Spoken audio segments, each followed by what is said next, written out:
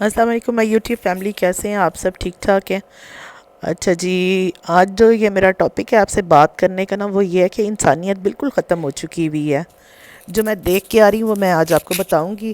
شام کا ٹائم تھا تو میں ابھی بنا رہی تھی بچوں کے لیے چپس، اور چپس دیکھیں میں اس طرح سے بناتی ہوں کہ چپس کو کاٹ کے اس کو ڈرائی کر لیتی ہوں، اس کے بعد اس پہ نمک، دڑا مرچ، اور ساتھ ویسے تو کارن فلور اور میدا ڈالتی ہوں، پر کارن فلور ختم تھا تو میں نے کہا چلو میدا ڈال دیتے ہیں۔ اس کو پھر اچھی طرح مکس کیا، پھر اس کو فرائی کرنے کے لیے رکھ دیا۔ جیسے یہ فرائی ہوئے، ساتھ ہی پروگرام بن گیا جی کہ ساتھ ہم نے سینڈوچ کھانے ہیں۔ پھر جلدی سے ایگ بوائل کیے اور وہ سینڈوچ بنائے۔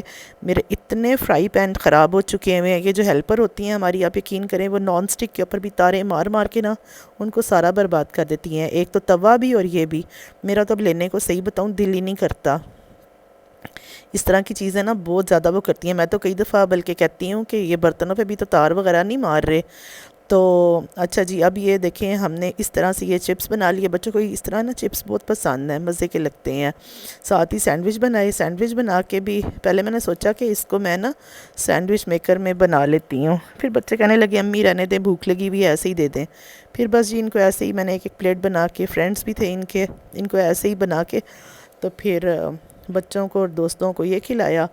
پھر میں اپنے ہسبینڈ کے ساتھ ذرا باہر آ گئی تھی، تو میں جس بارے میں آپ سے بات کرنا چاہ رہی تھی نا، انسانیت ختم ہو گئی ہے، وہ یہ تھا کہ جیسے ہی ہم لوگ باہر نکلے نا واپس آ رہے تھے، آپ یقین کریں میں تو دیکھ کے حیران رہ گئی کہ بہت زیادہ ٹریفک، بہت رش تھا، اور میں اس کی ویڈیو نہیں بنا سکی۔ مجھے اتنا دکھ اور افسوس ہوا۔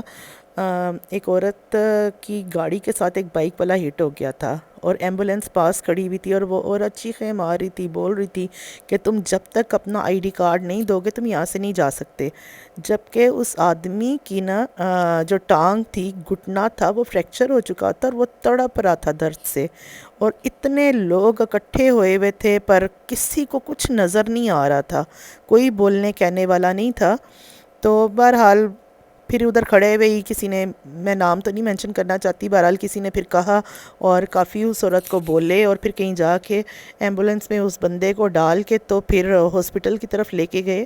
تو میرا خیال ہے کہ اس عورت کا جو نقصان تھا نا وہ 5-10 ہزار روپے سے زیادہ نہیں تھا۔